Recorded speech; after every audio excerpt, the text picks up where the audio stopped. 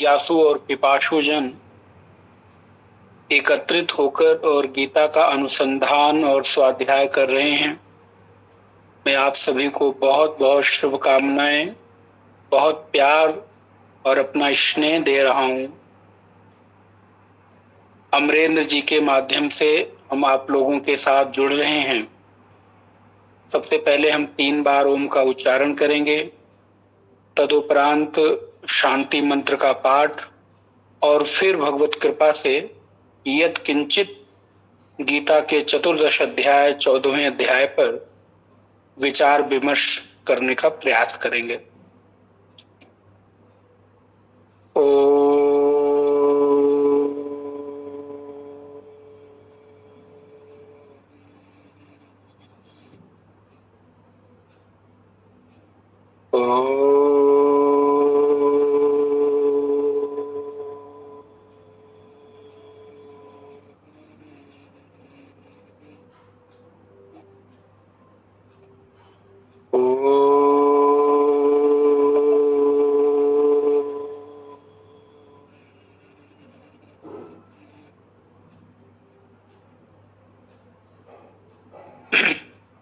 ओम सहना भवतु सहनौ भुनक्तु सह वीर्यं करवावहै तेजस्विनावधीतमस्तु मा विद्विषावहै। ओम शांति शांति शांतिः। नारायणं नमस्कृत्य नरं चैव नरोत्तमं देवीं सरस्वतीं व्यासं ततो जयमुदीरयेत्। सदाशिवसमारम्भां शङ्कराचार्यमध्यमाम् अस्मदाचार्यपर्यन्तां वन्दे गुरुपरम्पराम्। वसुदेवसुतं देवं कंसचाणूरमर्दनं देवकी परमानन्दं कृष्णं वन्दे जगद्गुरुम्। सच्चिदानन्दरूपाय विश्वोत्पत्त्यादिहेतवे तापत्रय विनाशाय श्रीकृष्णाय वयं नमः। श्री कृष्णचंद्र भगवान की जय। नारायण। गीता के आज हम लोग 14वें अध्याय पर 14 अध्याय पर विचार करने के लिए एकत्रित हुए हैं। हम आप सभी लोगों को अभिनंदन करते हुए इस अध्याय में प्रवेश करने के लिए प्रार्थना करते हैं। श्री भगवानुवाच परम भूयः प्रवक्ष्यामि ज्ञानानां ज्ञानमुत्तमम् यज्ञात्वा मुनयः सर्वे परां सिद्धिमितो गताः। 14वां अध्याय हमारे जीवन के प्राप्त जो भी जीवन की अनुभूतियां हैं उसके ऊपर निर्भर है, उसके ऊपर आधारित है। इस अध्याय का नाम है गुणत्रय विभाग, अर्थात 3 गुणों का विभाग। 3 गुण कौन कौन से? सतोगुण, रजोगुण और तमोगुण। हमारे जीवन में जो भी हम क्रियाकलाप करते हैं, जीवन में जो भी अभिव्यक्ति करते हैं, जीवन में जो भी कुछ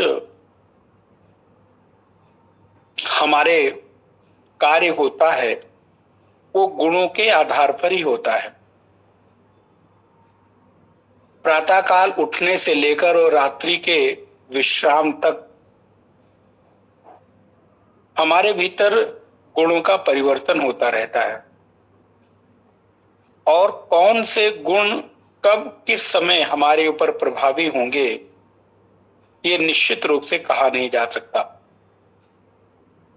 इसलिए प्रायः व्यक्ति को अपनी चेष्टाओं से, अपने क्रियाकलापों से, अपनी दिनचर्या से कोशिश करते रहना चाहिए कि उसे सतो गुण की ओर उन्मुख होना है। स्वभावतः हम लोग रजोगुण और तमोगुण, और अगर देखा जाए तो अधिक से अधिक हम तमोगुण, फिर रजोगुण और फिर सतोगुण, ये व्यक्ति का क्रम है। जब आप देखें तो व्यक्ति कहता है अभी काम करने का मन नहीं हो रहा है, अभी सोने का मन हो रहा है, अभी लेटने का मन हो रहा है, अभी आराम करने का मन हो रहा है। तो ये जो हमारे मन की भाव दशा है, ये जो हमारे मन की अवस्था है, ये हमारे तमोगुण को अभिव्यक्त करता है।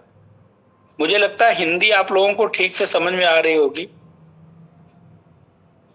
हाँ गुरु जी। हाँ, मेरी हिंदी थोड़ी कठिन है, कठिन हिंदी है, क्लिष्ट हिंदी है जी। कोई दिक्कत नहीं। तो हमारे जीवन की जो अभिव्यक्ति है, वो अभिव्यक्ति प्रायः तमोगुण, और फिर तमोगुण से जब हम जगते हैं तो फिर रजोगुण में आ जाते हैं, अर्थात क्रियाकलाप करने में।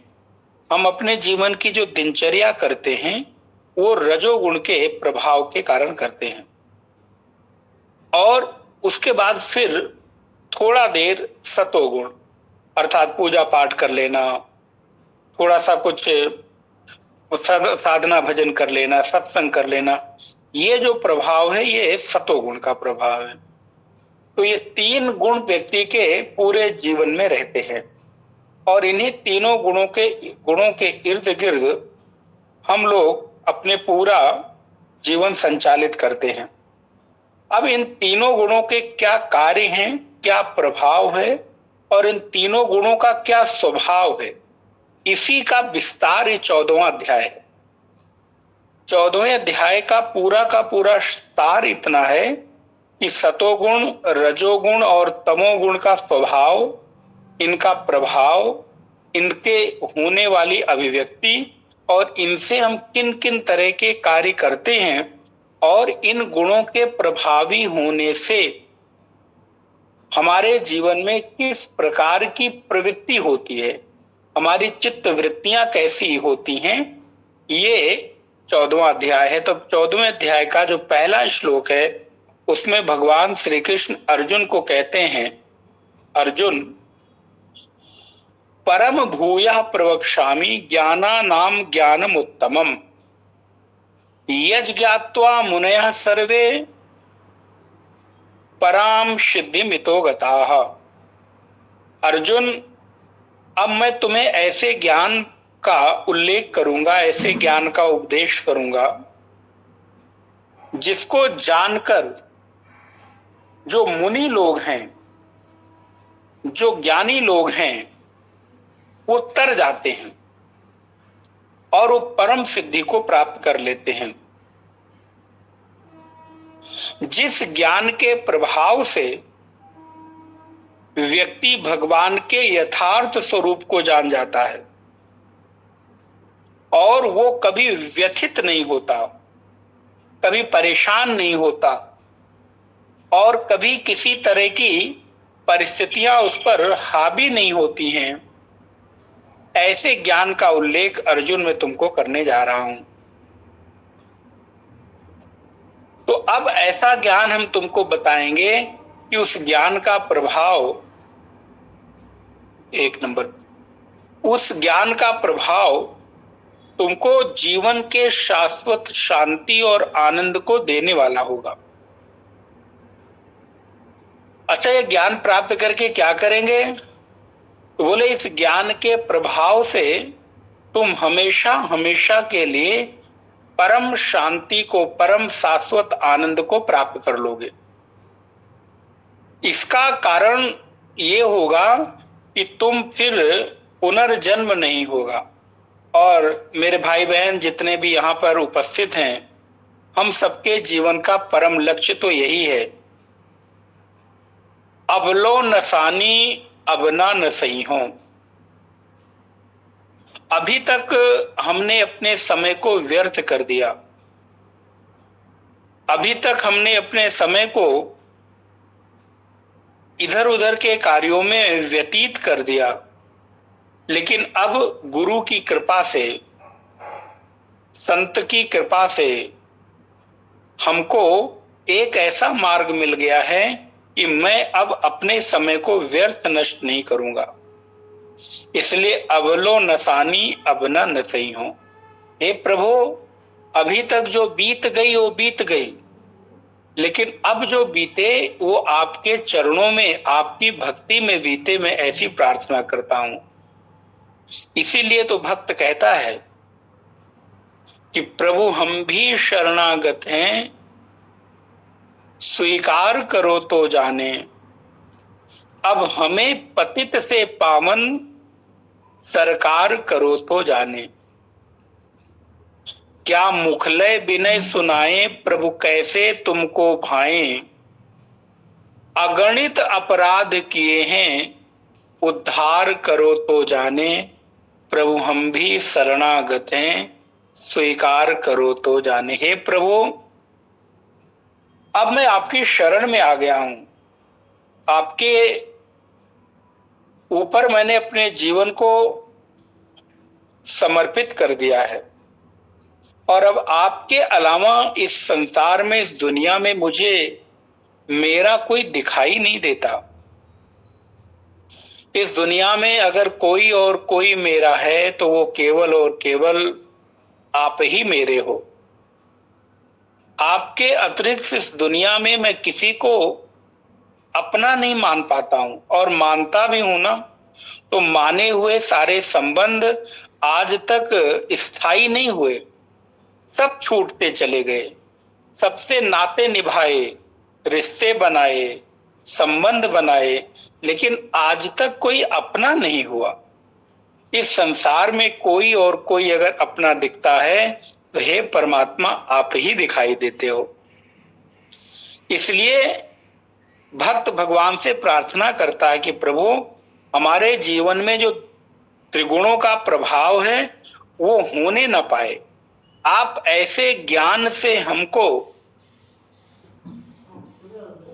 ऐसे ज्ञान से मेरे चित्त को आप प्लावित कर दो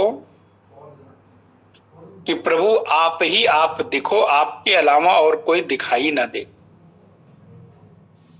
भक्त भगवान को कहता है, प्रभु जीवन नैया जर जर है, पल पल विनाश का डर है। जीवन नैया जर जर है, पल पल विनाश का डर है। मुझ जैसे एक पतित को, मुझ जैसे एक अधम को प्रभु पार करो तो जाने। प्रभु हम भी शरणागत हैं, स्वीकार करो तो जाने। प्रभु हम शरणागत हैं और मुझ शरणागत आए हुए को अपने कृपा से अभिसिंचित कर दो। तो अर्जुन को भगवान कहते हैं कि मैं तुम्हें ऐसे ज्ञान को बताऊंगा, सर्गे पिनोपजायन्ते प्रलय न व्यथन्ति चा। महाप्रलय भी आ जाए, पूरी सृष्टि, पूरी दुनिया डूब जाए, लेकिन तुमको कोई प्रभाव न पड़े। चित्त मेरा इतना मजबूत बन जाए, मेरा मन इतना प्रगाढ़ परमात्मा से जुड़ जाए कि दुनिया बने तो बने, बिगड़े तो बिगड़े, लेकिन मुझ में कभी कोई प्रभाव न आने पाए। लेकिन ये होगा कैसे? बोले ये ज्ञान के प्रभाव से ही संभव है। अब मेरे चित्त में ऐसी ज्ञान की वृत्ति मजबूत हो गई है, दृढ़ हो गई है कि किसी के बनने और किसी के बिगड़ने से अब मुझे कोई प्रभाव नहीं पड़ता। मैं अखंड अविनाशी अचिंत्य चेतना में स्थित हो गया हूं। मैं वो परब्रह्म परमात्मा के स्वरूप में अपने आप को अनुभव करता हूं।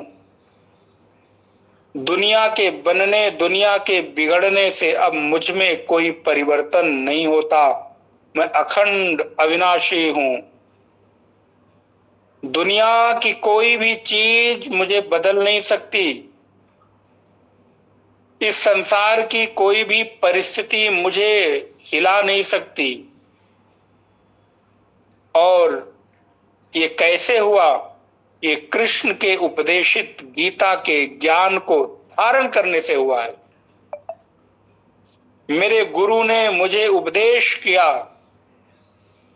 हे शिष्य, तुम शरीर नहीं हो, मन नहीं हो, बुद्धि नहीं हो, चित्त नहीं हो, अहंकार नहीं हो।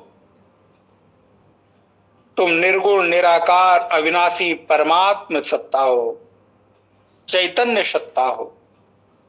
और उस निर्गुण निराकार अविनाशी चैतन्य सत्ता की अनुभूति अब मुझे संसार की कोई भी परिस्थितियां हिला नहीं सकती, डिगा नहीं सकती, परेशान नहीं कर सकती। कृष्ण कहते हैं, अर्जुन, मम योनिर महद ब्रह्म तस्मिन गर्भम दधाम्यहम्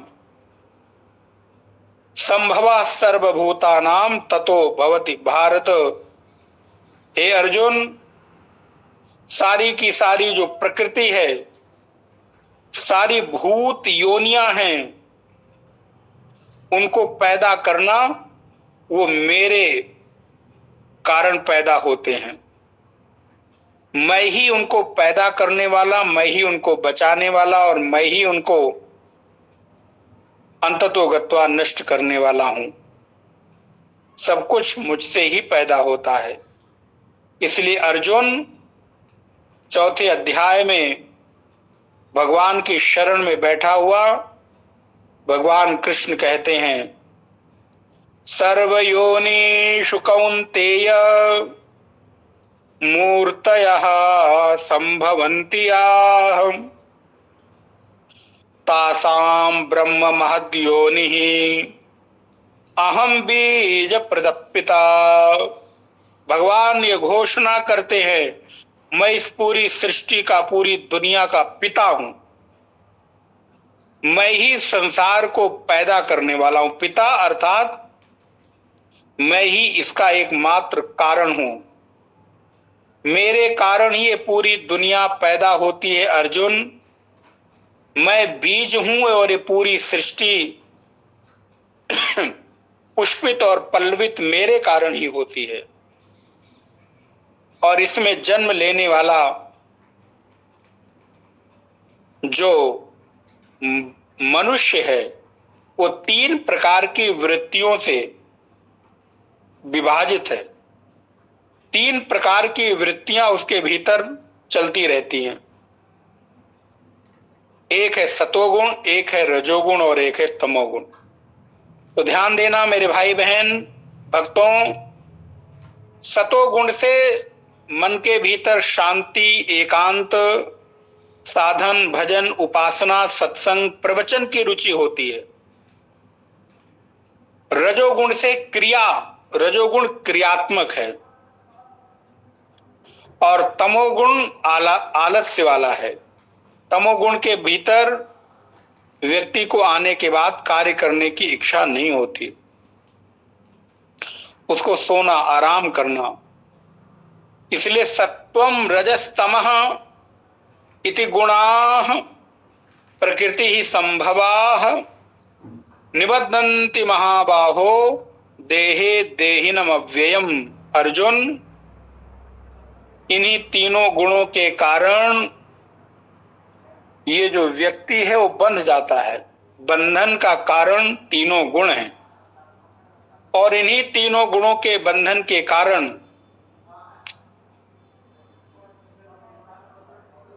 पूरा का पूरा समुदाय अपने आप को बंधन का अनुभव करता है। इसलिए अगर किसी व्यक्ति को बंधन मुक्त होना है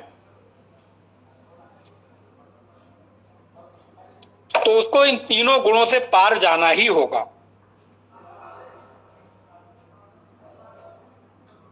और ये तीनों गुण उसको बंधन मुक्त कर सकते हैं। लेकिन इन तीनों गुणों में भी जो तमोगुण और रजोगुण है वो व्यक्ति के लिए और अधिक बंधन के कारण बनते हैं। तत्र सत्वम निर्मलत्वात् प्रकाशक अनामयम सुख संगेन बदनाति ज्ञान संगेन चानघ। हे अनघ, हे अर्जुन, उन तीनों गुणों में जो सतो गुण है वो निर्मल होने के कारण, पवित्र होने के कारण, प्रकाशवान होने के कारण विकार रहित है। और सतो गुण से उत्पन्न होने वाला जो सुख है उस सुख के बंधन में ये जीव बंध जाता है। और सुख के बंधन में बंधा हुआ ये जीव अपने आप को उस सुख से बाहर निकलने का प्रयत्न नहीं करता। उसको लगता है ये तो बहुत आनंद का विषय है। इसलिए सतोगुण भी बंधन का ही हेतु है। अतः सतोगुण भी हमारे लिए अनुकरणीय तो है, लेकिन जीवन भर सतोगुण में ही बंधा रहूं ये उचित नहीं है। साधक का, जीव का लक्ष्य है कि वो सतोगुण से भी उपराम हो जाए, सतोगुण से भी ऊपर उठ जाए। लेकिन फिर भी अगर अभी सतोगुण से बंधन नहीं, मुक्त नहीं हो पा रहा है तो कम से कम तमोगुण और रजोगुण से तो श्रेष्ठ है कि वो सतोगुण में रहे। तमोगुण और रजोगुण आपको संसार की ओर प्रेरित करता है। तमोगुण और रजोगुण आपको संसार के क्रियाकलापों की ओर ले जाने का कार्य करता है। लेकिन सतोगुण आपको साधन, भजन, उपासना, ध्यान। इसलिए हमारा और आपका कर्तव्य है कि जितना अधिक हो सके हमें और आपको सतोगुण में रहना चाहिए। अच्छा, सतोगुण में रहने का उपाय क्या है, विधि क्या है? तो बोले जितना अधिक हो सके उतना अधिक ज्ञान को धारण करो। सतोगुण से ज्ञान में बंधता है, रजोगुण से राग में बंधता है। आपने सुना होगा, बहुत लोग कहते हैं अरे क्या करोगे पूजा पाठ करके, अपना कर्म करो, वही सारी पूजा पाठ है। आप लोगों ने देखा होगा, सुना होगा, बात लोग कहते हैं ठीक है मंदिर जाने से क्या फायदा, पूजा पाठ का क्या मतलब। आप जो है अपना कर्म करो, कर्म ही पूजा है, ऐसा आपने सुना होगा। मैं इसको कहता हूं कर्म ही पूजा की जगह अपनी पूजा को कर्म बना लो। अर्थात जो भी पूजा करो उस पूजा को भगवान को अर्पित करके करते हुए चलो। तो कर्म ही पूजा इतने तक अगर आप करोगे तो आप रजोगुण से ऊपर उठ नहीं सकते। ध्यान दीजिएगा, आप लोग अच्छे गीता के पाठक हैं, साधक हैं। अगर आप कर्म को ही केवल पूजा बनाकर मानकर चलोगे तो कर्म अर्थात रजोगुण, फिर तो आप रजोगुण से ऊपर उठने का कोई उपाय ही नहीं कर रहे हो ना। कर्म माने क्या? रजोगुण। क्योंकि जितना जितना आपके भीतर रजोगुण होगा उतना ही कर्म के भीतर आपकी रुचि जागृत होगी।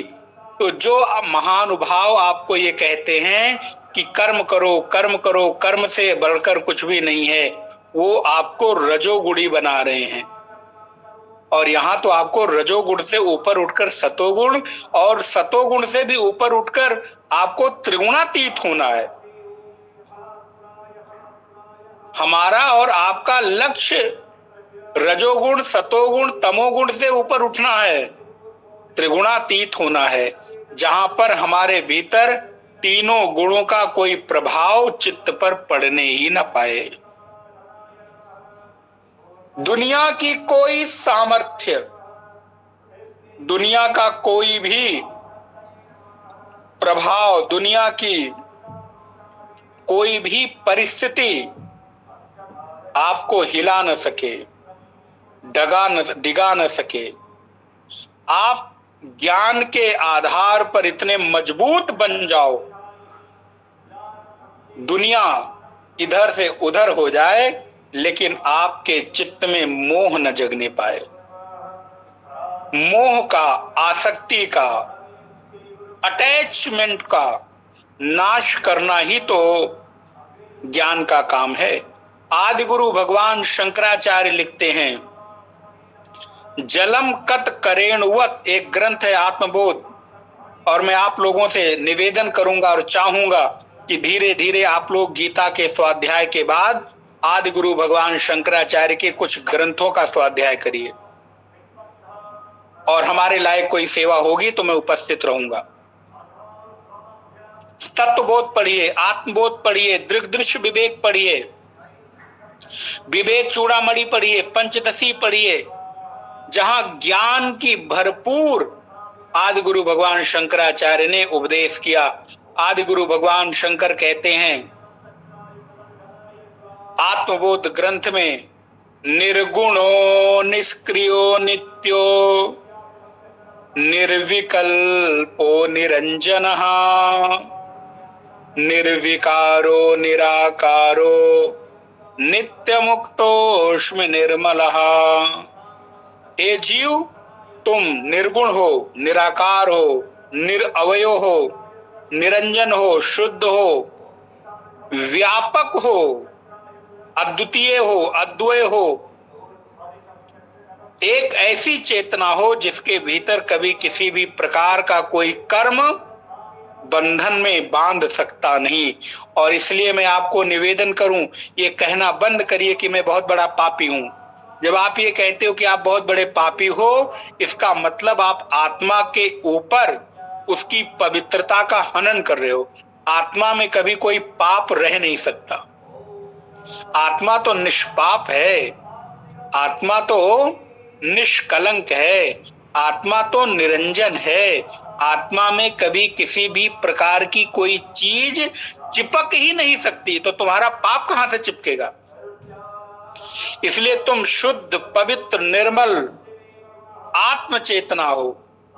ये वृत्ति, ये विचार, इस ज्ञान को धीरे धीरे धीरे धीरे मजबूत करिए, दृढ़ करिए। मैं उस परम चेतना का अंश हूं जिसमें किसी भी तरह की कोई वस्तु आ नहीं सकती। इसलिए 14वें अध्याय में भगवान कहते हैं, गीता के 14वें अध्याय का 7वां श्लोक, और आप लोग ग्रंथ गीता का पुस्तक लेकर बैठा करिए, श्लोक पढ़िए, देखिए, रजो रागात्मकम विद्धि तृष्णा संग समुद्भवम तन्निबध्नाति कौन्तेय कर्म संगेन देहिनम। अर्जुन, जिस व्यक्ति के भीतर राग बढ़ जाता है, जिस व्यक्ति के भीतर लोगों से संबंध बनाने की इच्छा होने लगती है, इसका मतलब उसके भीतर रजोगुण प्रधान हो गया है। आपके भीतर संसार की रुचि जागृत होने का मतलब है कि आपके भीतर रजोगुण अधिक है। संसार को पकड़ने की इच्छा हो रही है कि छोड़ने की इच्छा हो रही है? विचार करिएगा मैं जो कह रहा हूं। किसी दूसरे से सर्टिफिकेट लेने की जरूरत नहीं है। यदि तो अब धीरे धीरे आपको संसार छोड़ने का मन करता है, अटैचमेंट धीरे धीरे धीरे धीरे कमजोर हो रही है, इट मीन्स कि आप रजोगुण से सतोगुण की ओर बढ़ रहे हैं। लेकिन अगर अभी भी आपको काम, क्रोध, लोभ, मोह, मद, मात्सर्य, ईर्ष्या, राग, द्वेष, अविद्या, अभिनिवेश ये बढ़ता जा रहा है, तो आपके भीतर तमोगुण और रजोगुण प्रभावी है। और जब संसार अच्छा लगने लगे, एक बात ध्यान रखिए, छोटा सा आपको पैमाना नियम दे रहा हूं, आप ये विचार करके देखो, आपको भगवान अच्छे लगते हैं कि संसार अच्छा लगता है? आप संसार के लिए भगवान को छोड़ सकते हैं कि भगवान के लिए संसार को छोड़ सकते हैं? विचार करिएगा। यदि तो अभी भी संसार को मुट्ठी में बंद करने की, पकड़ने की इच्छा है, इसका मतलब अभी आपके भीतर तमोगुण और रजोगुण भरा हुआ है। और जब राग बढ़ेगा तो रजोगुण, और जब अज्ञानता, आलस्य, निद्रा, प्रमाद बढ़ने लगे तो समझ लेना तमोगुण बढ़ गया है।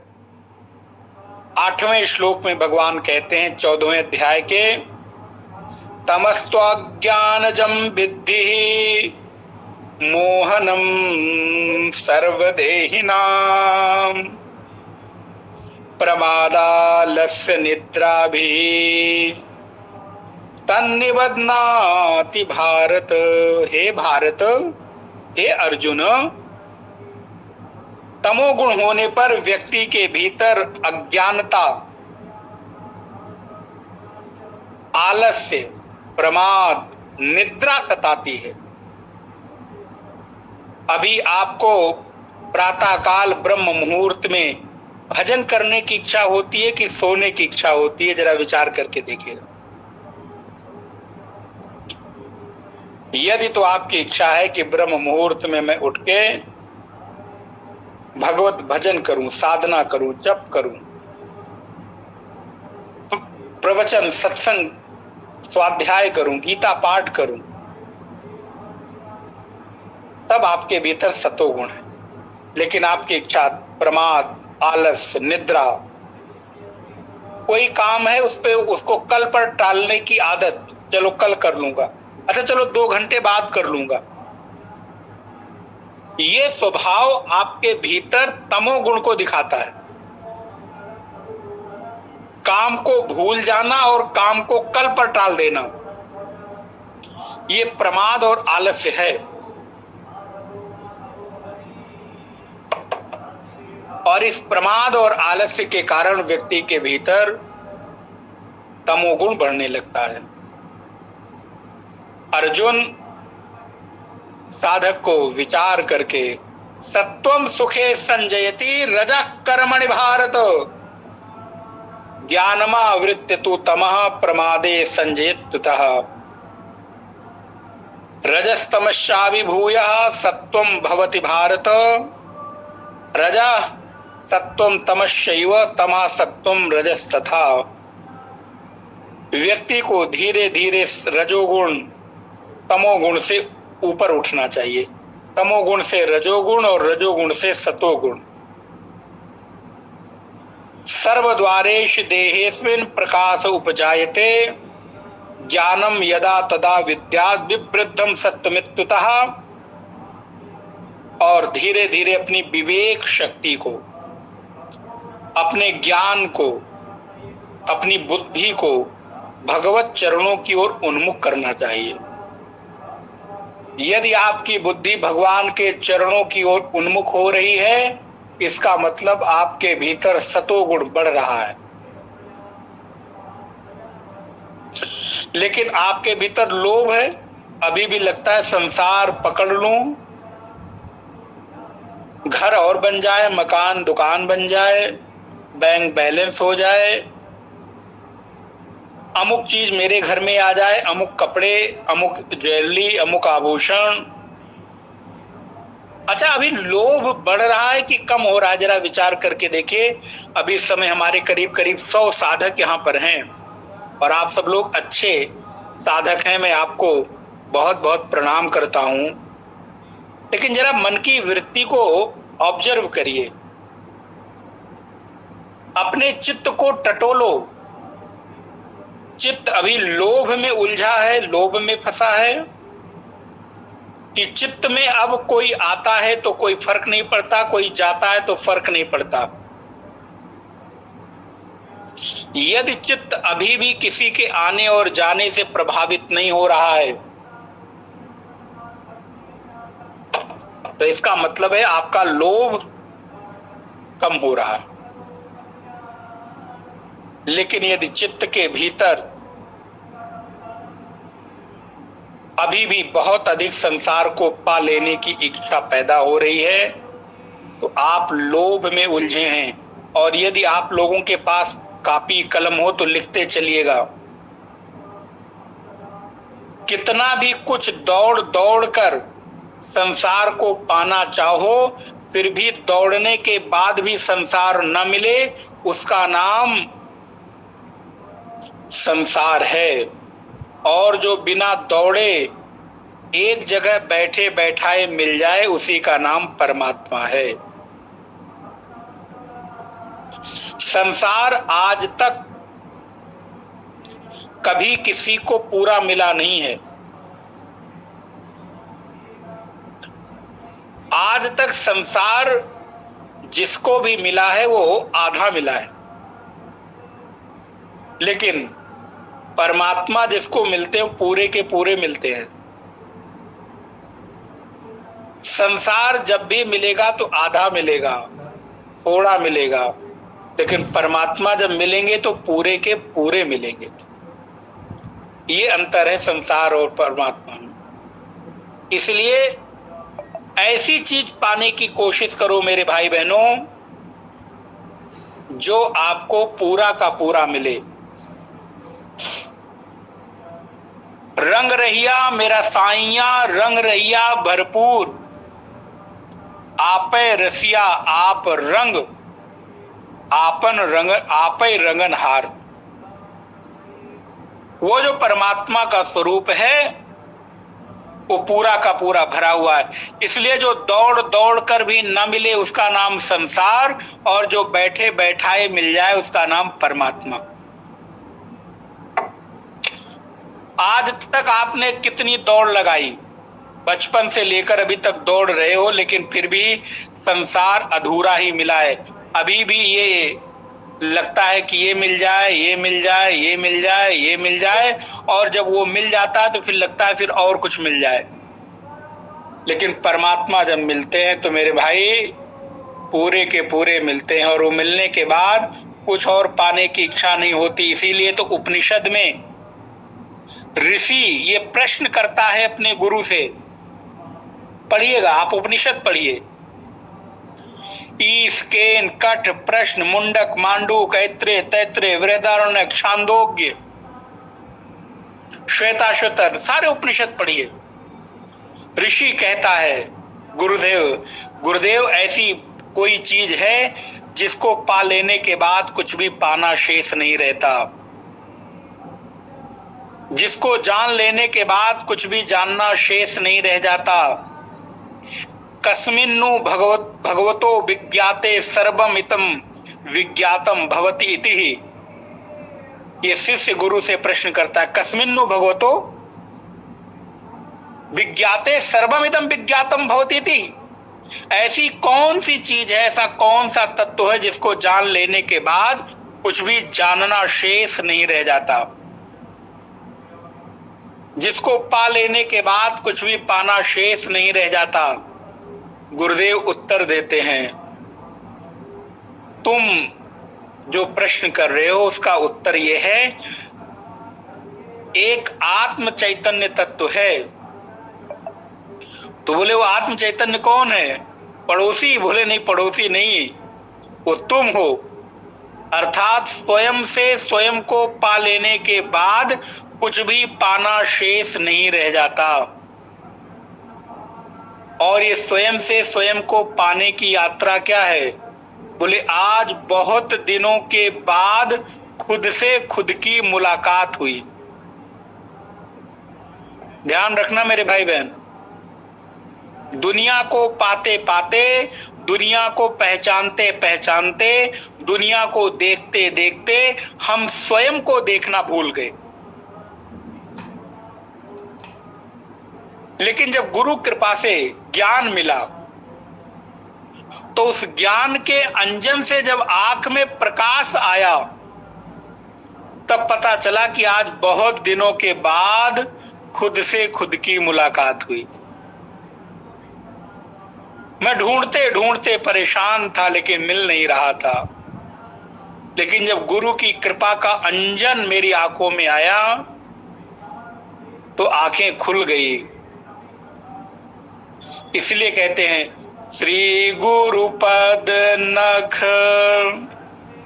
मणिगण ज्योति सुमिरत दिव्य दृष्टि होती। बंदौ गुरु पद पदुम परागा सुरुचि सुबास सरस अनुरागा। अमीय मूरी में चूरन चारु समन सकल भव रुज परिवारु। श्री गुरु पद नख, कौन सी ऐसी चीज है जिसको पा लेने के बाद कुछ भी पाना शेष नहीं रहता? बोले वो आत्म चैतन्य तत्व है जिसको पाने के बाद कुछ भी पाना, जानना, समझना शेष नहीं रहता। अर्जुन भगवान कृष्ण गीता में कहते हैं इन तीनों गुणों के प्रभाव से प्रभावित हुआ व्यक्ति अपने को भूल जाता है। इसलिए तुम लोभ से ऊपर उठ जाओ। अब लोभ नहीं, बहुत पा लिया, कितना पाओगे? अच्छा देखो ना, कितना खा लिया लेकिन अभी तक पेट भरा? कितना कुछ देख लिया, आंखें भरी? कितना कुछ